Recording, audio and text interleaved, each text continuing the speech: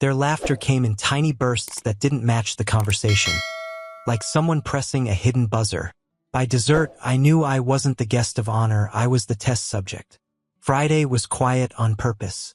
I set the table myself. Pasta, garlic, a bottle of Chianti open and breathing like it had all day to be patient. Melissa moved through the kitchen with that distracted smile she wears when she's worried about something but isn't ready to say it. The doorbell rang at 7 sharp. Punctual, like people who came here to do a job.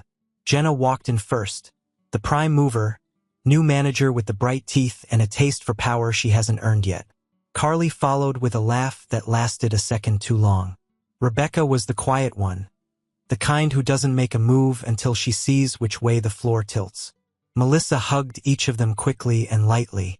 I caught the whispers at the doorway, the sideways glance at me like I was a headline they'd already decided how to read. We ate. I kept the questions simple.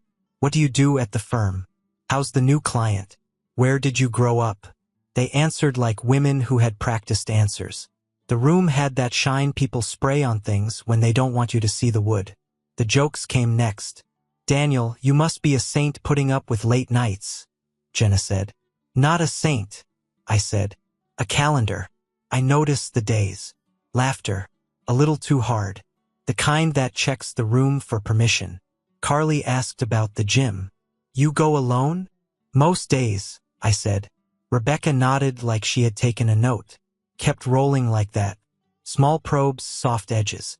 Chianti dropped half a bottle. I let the silence sit where it needed to.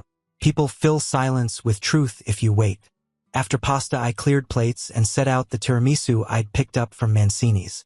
Jenna cut the first square like she owned the knife. They exchanged another glance. Melissa's smile turned thin. Okay, Jenna said, spoon poised. We actually wanted to run something by you both. Work thing? I asked. Sort of a life thing, Carly said, eyes bright. Fun.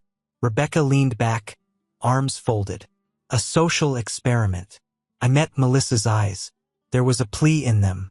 Small but there. Jenna planted the flag. A 48-hour loyalty test, she said. Light-hearted. Just to see if Daniel is as faithful as he says. Rules, boundaries, harmless scenarios. You know, data. Data, I said. Carly grinned. Little temptations. Innocent setups.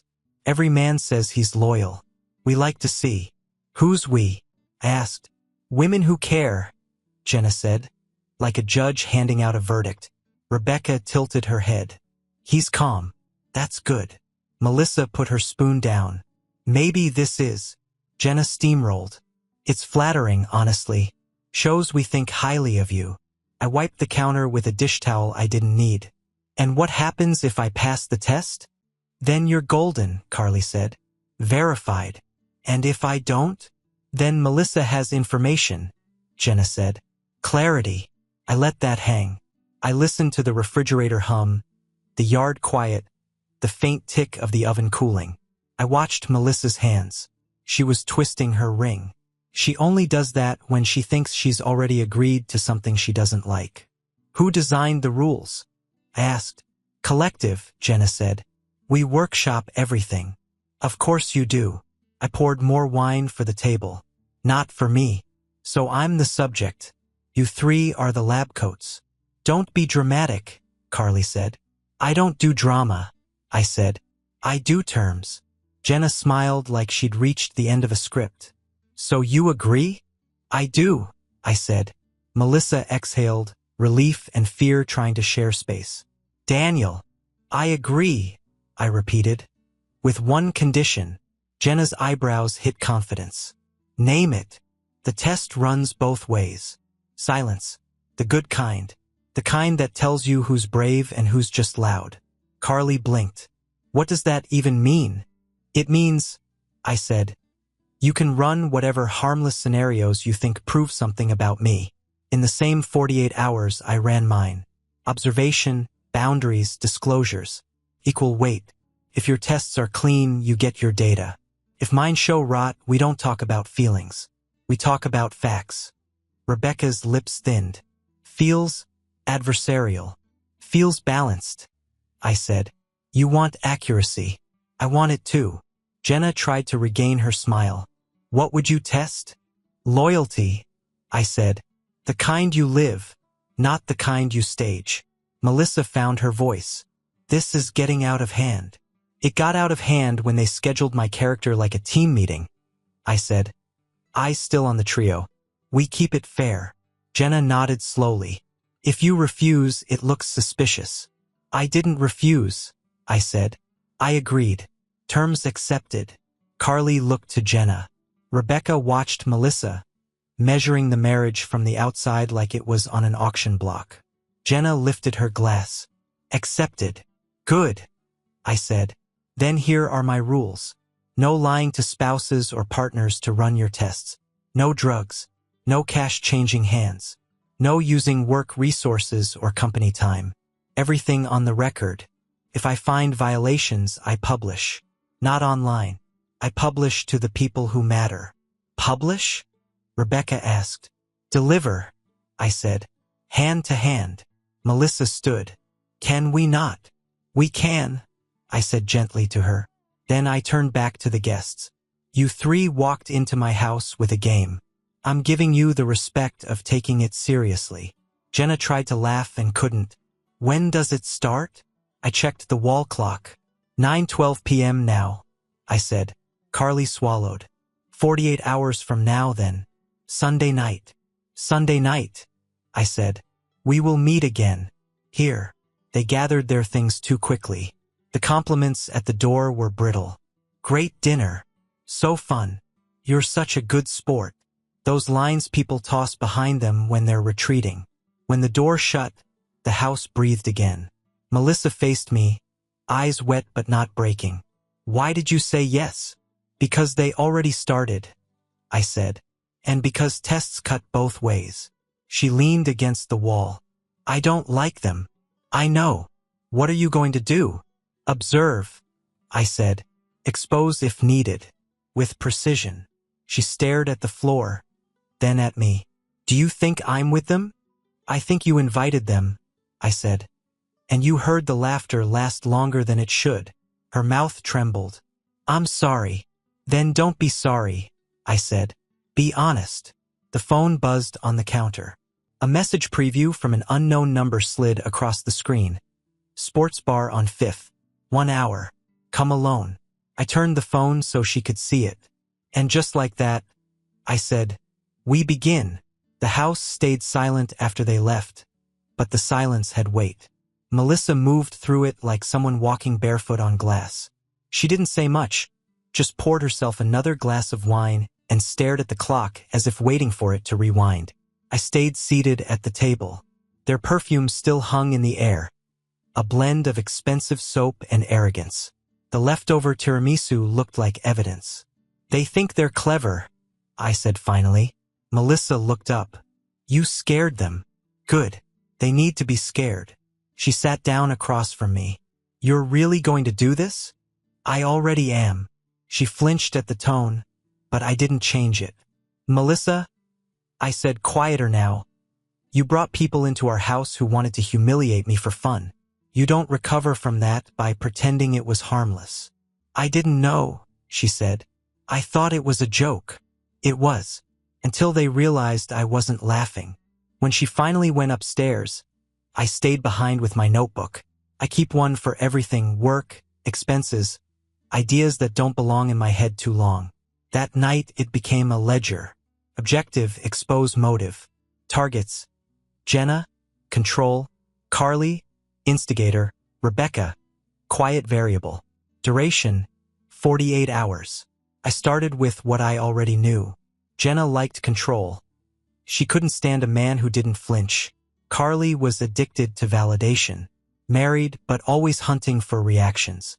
Rebecca was the observer, but the way she avoided eye contact said she was hiding more than disapproval.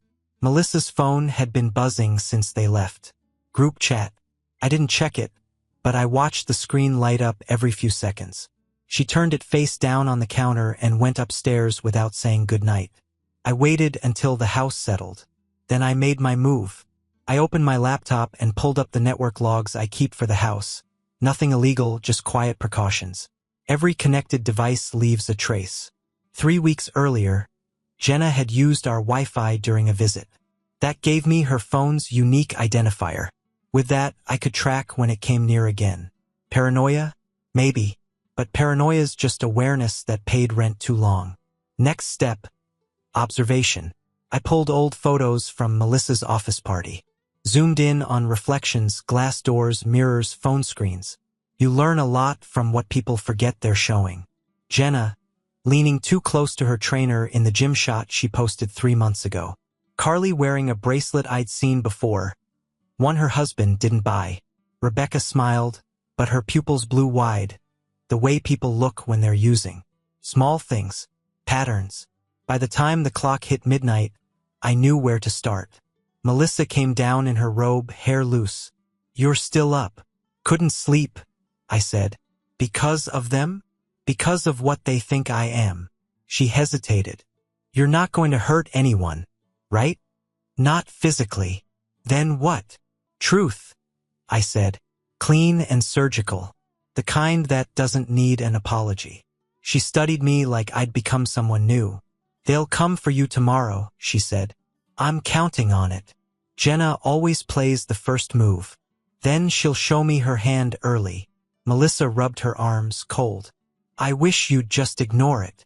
That's what weak men do when they're being sized up." "I didn't marry a weak man," she said quietly. "Then you know how this ends." When she went back upstairs, I checked my phone again. That earlier message still sat on the screen. "Sports bar on 5th. 1 hour. Come alone." I'd ignored it deliberately.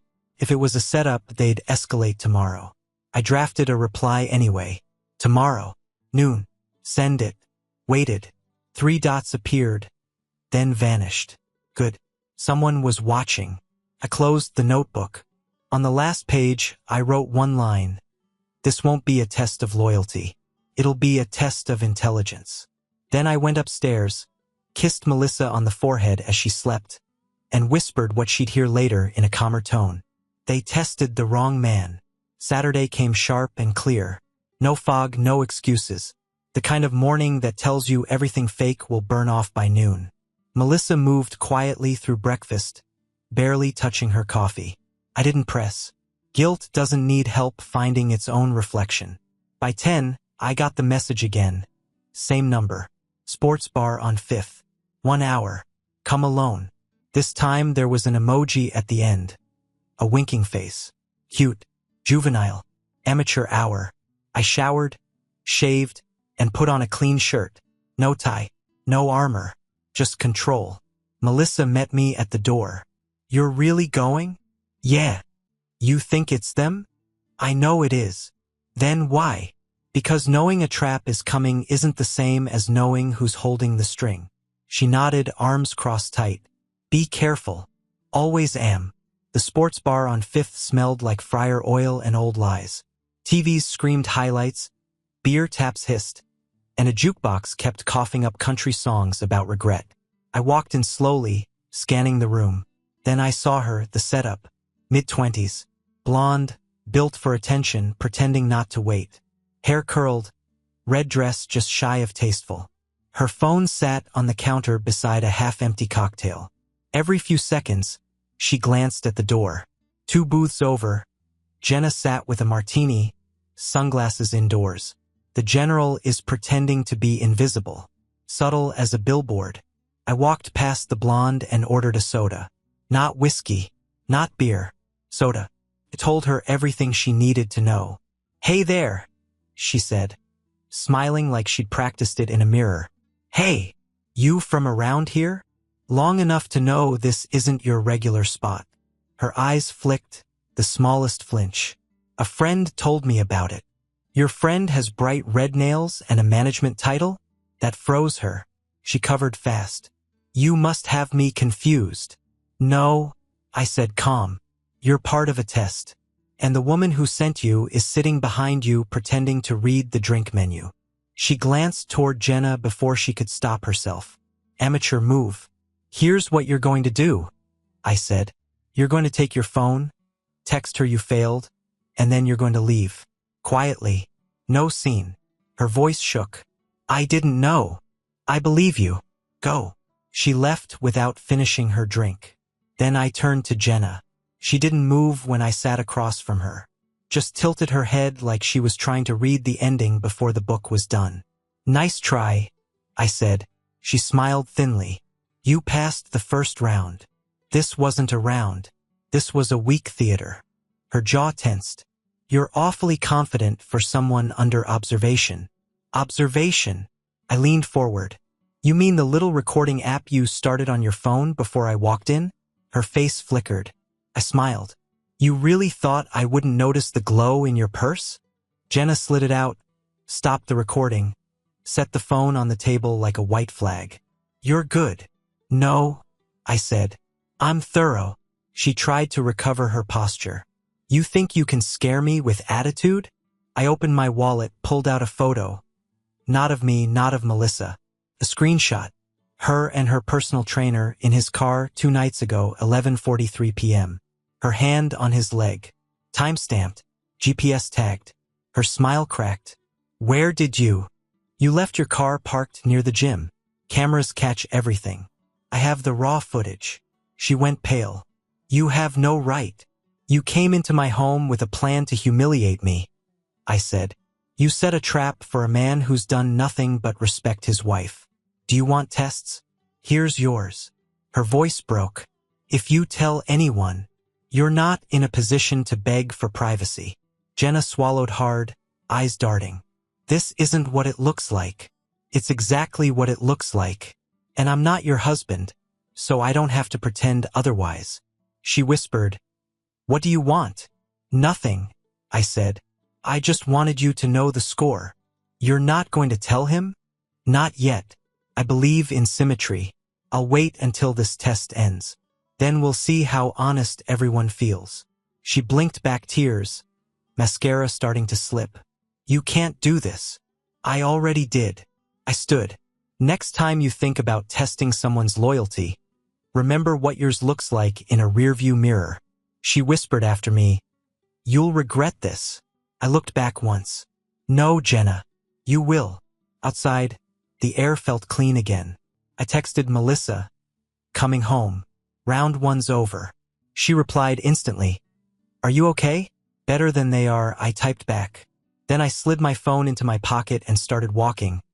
The sound of her laughter still faint behind me. Brittle, defensive, already cracking. The game was over. The war had just started. Saturday night, 7:30. Melissa stood by the mirror, fixing her earrings with shaky hands. Her voice was tight when she said, They want to meet for dinner, just to talk. Downtown? I asked. She nodded. That new Italian place, the one with the marble bar. Of course, public, crowded, controlled. They wanted witnesses not for truth but optics. Make me look paranoid if things turned ugly. I grabbed my jacket. Let's go. The restaurant had noise and candlelight. The kind of place where everyone's pretending to be more interesting than they are. Jenna was already there when we arrived, sitting with Carly and Rebecca in a booth built for power lunches and apologies. Jenna looked pale. Not guilt, fear wrapped in perfume. The kind of fear that doesn't show unless you know what to look for. Daniel, Carly said brightly. So glad you came. Wouldn't miss it, I said. Melissa slid in beside me, quiet, eyes darting. The waiter came, and everyone overcompensated with polite smiles. Drinks ordered. Bread broken. Tension dressed up as civility. When the waiter left, Jenna cleared her throat. About earlier, I didn't let her finish. The bar. Her eyes flickered. That wasn't a loyalty test? I said. It was sloppy. The actress left before you could get your footage. Rebecca frowned. Actress? Yeah, I said. The one Jenna paid to flirt with me. The one who left when she realized she was being used. Melissa blinked. You paid someone? Carly jumped in fast. It wasn't like that. It's exactly like that, I said. And since we're being honest, I brought something too. I slid my phone across the table. The screen showed a still frame. Jenna and her trainer, same car, time-stamped. The silence after was pure oxygen. Carly's fork slipped. Rebecca froze. Melissa whispered, Daniel. She wanted tests, I said evenly. I gave her one. Jenna's hand trembled around her glass. You can't. Can't what? I said. Show the truth? Truth doesn't need permission. Rebecca leaned forward, voice low. You've been spying on us? I've been observing, I said. There's a difference. Observation shows pattern. And your patterns tell a lot. I tapped the phone again. The next image. Carly handing cash to a man behind the downtown casino. Another. Rebecca in her pharmacy uniform, slipping a bottle into her bag. Label blacked out. Carly's face went gray. How the hell did you? Public cameras. Receipts. Loose tongues. I said. You three left trails everywhere. You shouldn't run games when you're already drowning on your own. Melissa stared at them, disbelief crawling up her throat. You told me Daniel needed to be tested. Jenna whispered. He does. Men always. Stop, Melissa said sharply. You tested the only man at this table who didn't lie. The waiter reappeared, oblivious, setting down a bottle of wine. Everything all right? Perfect, I said without looking away from them. He left. Silence stretched again. Jenna broke it first. If you release any of that, I won't, I said.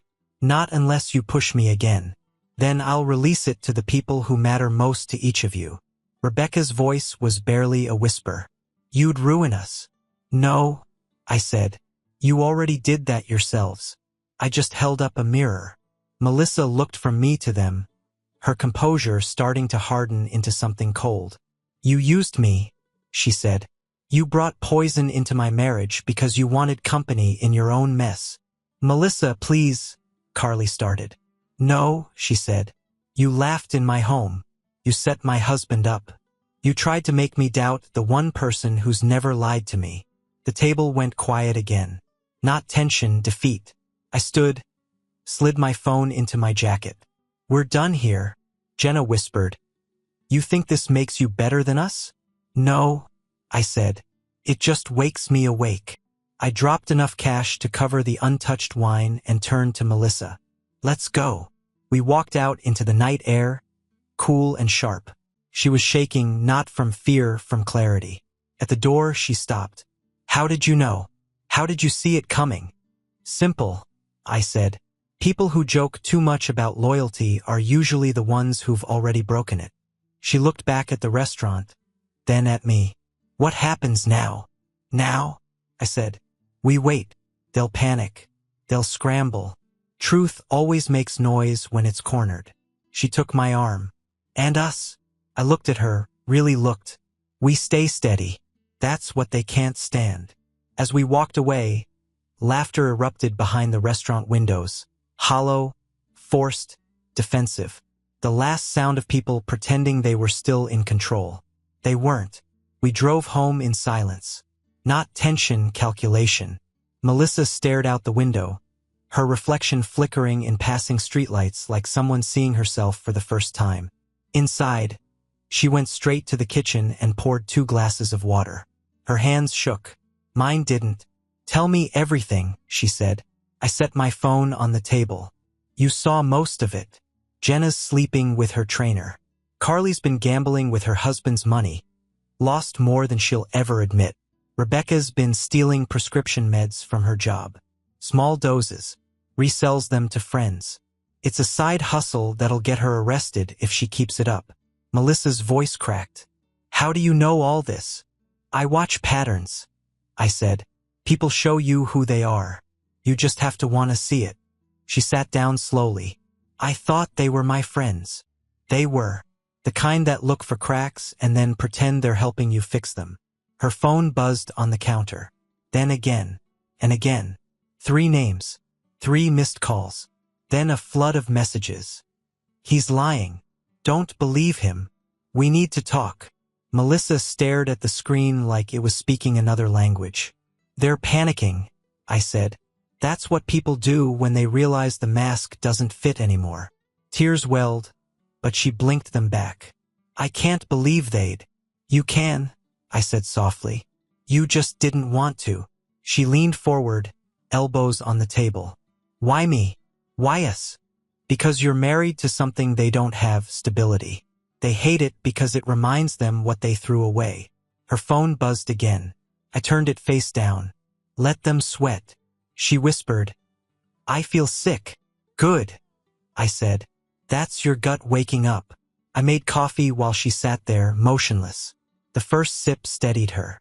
What are you going to do? She asked. Nothing more, I said. The truth's already out there. I don't need to chase it. She nodded, half believing me. You really wouldn't expose them? I don't have to. People like that implode on their own. All it takes is one whisper in the right ear. She frowned. You already did it, didn't you? I met her eyes. I made sure the right people knew enough to ask questions. Her voice dropped. Who? Jenna's husband. Carly's accountant brother. Rebecca's supervisor. I didn't tell stories. I showed evidence. She covered her mouth. Daniel. I took her hand. They wanted a test. They got one. For a long moment she didn't speak. Then, I thought I knew them. You did, I said. You just didn't know what knowing them cost. By midnight her phone had gone quiet. The silence felt earned. She looked at me differently. Not like a man who'd gone too far, but like someone who'd finally put out a fire she hadn't seen spreading. They'll hate you for this, she said. Let them, I replied. Hate's honest. Friendship wasn't. She nodded, slow and certain. And me? You, I said. You'll wake up tomorrow knowing you're surrounded by fewer people. But the ones left are real. She exhaled. So this is over? I looked toward the window, where the night was quiet and waiting. No, I said. This is just the part where they start to realize it's over. Sunday morning came quiet and clean. The kind of quiet that follows a storm, when the air's too clear for lies. I was sipping coffee on the porch when I saw the black SUV slow down in front of the house. Then another car behind it. Then a third. Melissa stepped out onto the porch beside me, still in her robe. It's them, she said. I nodded. Right on schedule. The three of them climbed out like soldiers after a lost war. Sunglasses, no makeup, no laughter. Jenna led the way, eyes swollen from crying. Carly clutched her purse like a shield. Rebecca kept her hands in her pockets, head down. They walked up the path without speaking. Jenna stopped at the bottom step. We need to talk. Then talk, I said. Not here, she said. Inside. I shook my head. Anything you've got to say can be said where the air's still clean. Melissa crossed her arms. Or not at all. Jenna swallowed hard. Please, we need this to stop. I looked at her. You mean the truth? Carly stepped forward. You don't understand what this is doing to us. Our families. I understand exactly, I said. You tried to turn my marriage into a circus. I turned the lights back on. You don't like the audience. Rebecca's voice was small. We didn't think it would go this far. It always goes this far, I said. That's what happens when games meet consequences. Melissa's tone cut sharp. You used me. Jenna's tears started again. Melissa, I'm sorry. We were drunk when we came up with it. It was supposed to be fun, a joke. You brought that joke into my house, Melissa said. You wanted to humiliate my husband. You wanted me to doubt him. Tell me what's funny about that. No one answered. I opened the door. Fine, come in. But whatever you say it in front of her. They followed us inside, moving like inmates walking into their own interrogation. I motioned to the living room. Sit. They sat. I stayed standing. Power belongs to the man who doesn't need the chair.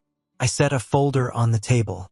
It was thick, printed screenshots, messages, photos, receipts. This, I said, is documentation. Jenna's affair. Carly's casino visits. Rebecca's stolen inventory. All verified. Rebecca whispered. You had no right to dig into our lives. You gave me the right the second you tried to dig into mine. Jenna's voice cracked. Please, don't tell our families. Don't tell my husband. Then tell the truth now, I said. Everything. Out loud. She stared at the carpet. It was my idea. The loyalty test. I thought Melissa needed to know if you were too good to be true. We've seen too many men cheat, lie, and act perfect until they're caught. So you decided to provoke one? I said. She nodded, tears streaking. I didn't think you'd play back. You didn't think, I said. Carly's voice broke next. I told her it was a bad idea, but she wouldn't let it go. She said she wanted to expose control. Melissa turned to Jenna. Control. Jenna looked up, eyes bloodshot. You always talk about how solid your marriage is, how Daniel never loses his temper, how safe you feel.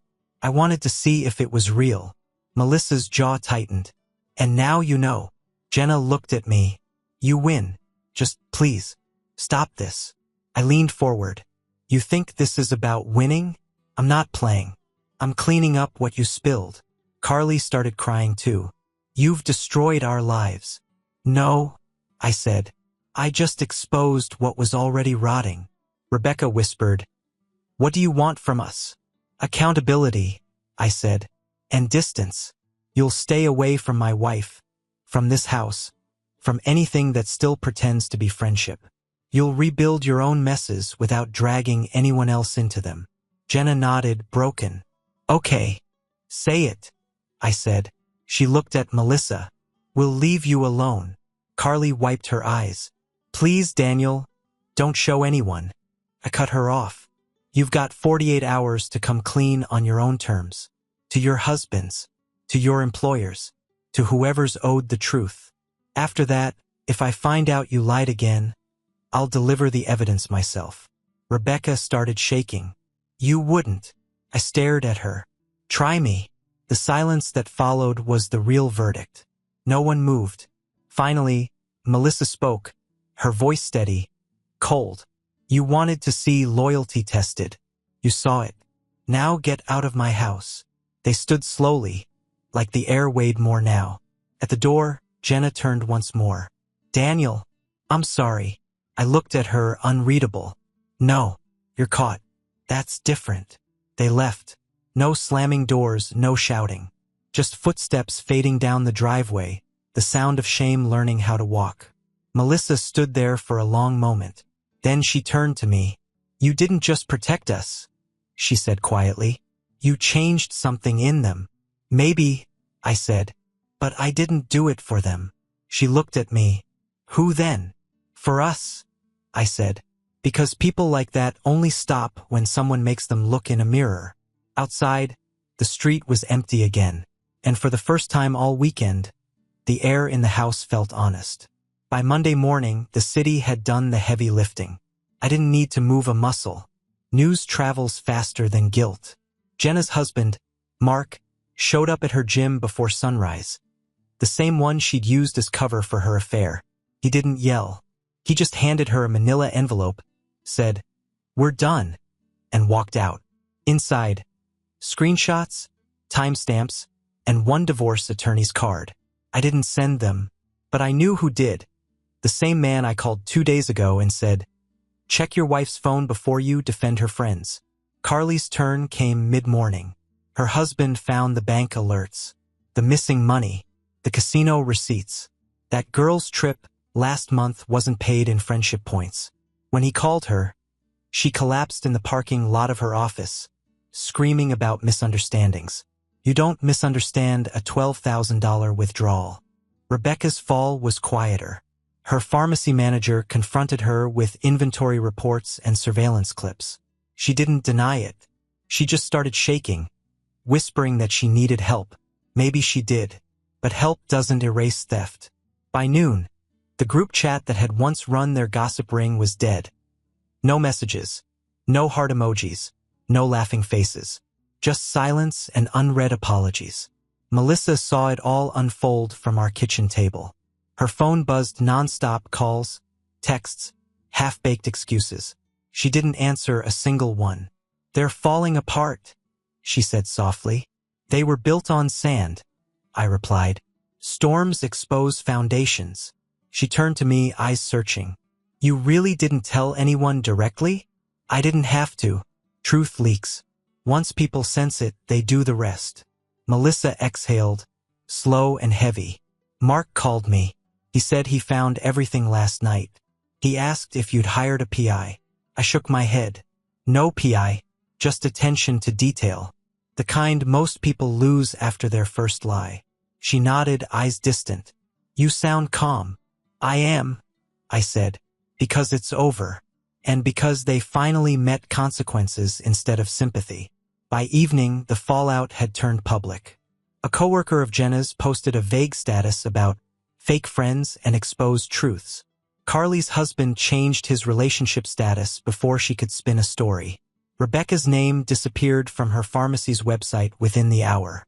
Melissa sat beside me on the couch, scrolling through it all with a mix of disbelief and relief.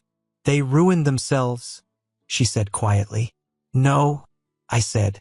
They revealed themselves. She looked at me, that same question behind her eyes.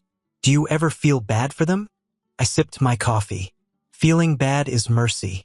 They used theirs up. She gave a sad little smile. You really don't forgive easily, do you? I forgive, I said. But I don't forget who started the fire. That night, the phone buzzed again. A single message from an unknown number. You win. Happy now. I didn't reply. I just showed it to Melissa.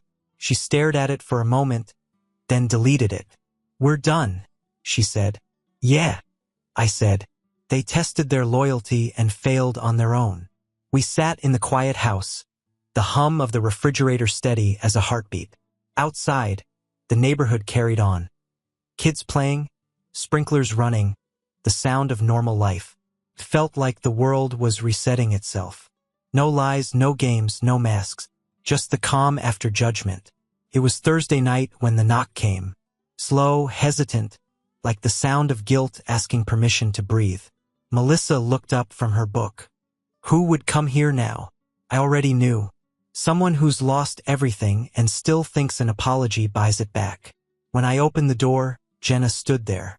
No makeup, eyes red, clothes wrinkled, a shell where arrogance used to live.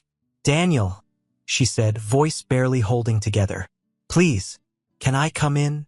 I stared at her for a moment, then stepped aside just enough. 5 minutes. That's all. She walked in, arms wrapped around herself like she was afraid of the air. Melissa stayed seated, spine straight, gaze cold. Jenna stopped in the middle of the room, looking smaller than she ever had. My marriage is over, she said. Mark won't talk to me. He took the kids. I lost my job this morning. Everyone knows. You did that, I said evenly. Tears came fast. I didn't think it would go that far. I was just trying to control, I said. That's what you were trying to do. You wanted to see how far you could push before someone pushed back. She shook her head. No, I thought Melissa needed protecting. You seemed too perfect. No man's that calm unless he's hiding something. Melissa's voice came sharp. He was hiding patience. That's what you mistook for weakness. Jenna turned to her, desperate. Melissa, I swear I never wanted to hurt you. I just wanted to make yourself feel powerful, Melissa snapped. You called it a game. You called it data. You called it loyalty.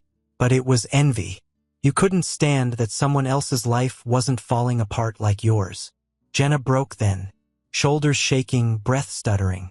Please, tell him to stop. Everyone's turned on me. My kids won't answer my calls. I'm begging you. Just make it stop.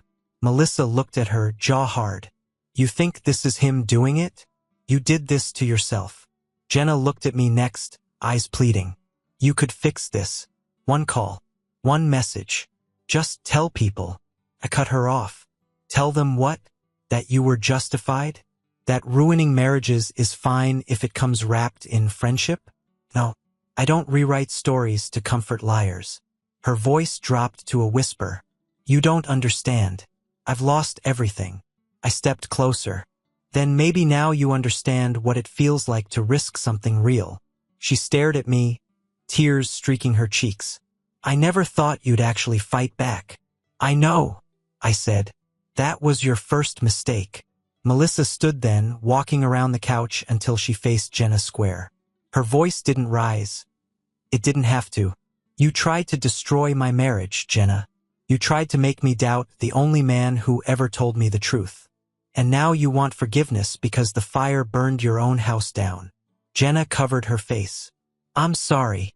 No, Melissa said. You're sorry it didn't work. For a long moment, no one spoke. The room was still except for the sound of Jenna's quiet sobbing. Then I said, "You need to leave." She looked up, broken. "Please, Daniel." I pointed to the door. "You came here to end this. So end it. Walk away and don't come back." She hesitated, waiting for mercy that wasn't coming. Then she turned, shoulders shaking, and stepped outside into the cold night. Melissa closed the door behind her. No slam, just finality. She leaned against it, eyes closed. "That's the last time," she said quietly. "Yeah," I said. "The test's over." She looked at me, tears threatening but controlled. "Did you ever think it'd go this far?" "I knew it would," I said. "Truth always goes the distance liars can't." She nodded slowly. "Then let's be done with all of them." "Already are." Outside, the night swallowed the sound of retreating footsteps. No more calls, no more whispers, no more pretending, just peace earned the hard way. A week later, the noise was gone. No more messages, no more knocks, just mornings again. Sunlight through the blinds, coffee brewing, Melissa humming low in the kitchen. The world outside had adjusted to its new equilibrium. Jenna's affair made the rounds at her gym and office until she quit both. Carly disappeared from social media, too busy salvaging a marriage held together with paperwork. Rebecca entered a wellness program, the pharmacy required to avoid prosecution. Their empire of gossip had collapsed quietly, exactly how most empires die. Not with screams, but with silence. Melissa and I sat on the back porch that Sunday morning, watching the neighbor's sprinklers arc across the grass. Simple peace. Earned peace. She broke it first. "You were right. They weren't my friends. You figured that out faster than most." "I just wish I'd seen it sooner," she said. "You couldn't," I replied. "People hide poison in charms. It's their favorite trick." She sipped her coffee. "I keep thinking about that night, the dinner. I should have stopped it before it started." "You can't stop what you don't recognize," I said. "You just learn from it." She nodded. "You didn't just expose them. You changed something in me." "How's that?" "I used to think loyalty was about trust. Now I see it's about truth. Even when it's uncomfortable." I looked at her. Truth's the only loyalty that matters. Inside, the radio murmured some soft rock song from the 90s. Ordinary, domestic, safe. She smiled faintly at it, then turned serious. "I never thanked you properly." "For what?" "For protecting us without losing yourself. Most men would have turned bitter. You stayed steady." "Bitterness is noise," I said. "Control's quiet." She leaned closer. "Do you think they'll ever recover?" "Maybe, but they'll never forget. That's punishment enough." We sat in silence for a while, just breathing the same calm air they tried to disturb. Later that afternoon, Melissa gathered the last of the gifts and photos those women had ever given her. Framed snapshots, a few birthday cards, a bracelet Carly once brought back from Vegas. She dropped them in the trash without ceremony. When she was done, she wiped her hands and said, "I think that's everything." I nodded. "Good." She looked at me. "What do we do now?" "Live like the test never existed," I said. "Because it didn't. Not really. What they did wasn't testing loyalty. It was trying to counterfeit it." She smiled. "And what's the difference? One costs nothing and proves nothing. The other you live every day, quietly, without an audience." She thought about that, then reached for my hand. "Then that's what we'll do. No more toxic friends. No more games. Only loyalty lives," I said. She smiled. "Not tested." That night, I poured us 2 glasses of wine and we ate in the same dining room where the whole thing began. Same table, same light, but none of the tension. Melissa laughed at something small, and this time it was real, the kind that ends softly, not like a secret. I raised my glass. To loyalty. She clinked hers against mine. To live it. Outside, the night was quiet again. Not the silence of fear or aftermath, but peace. The kind you don't need to test to trust. Subscribe and stay one step ahead of cheaters. And trust me, the next story makes this one look like a fairy tale.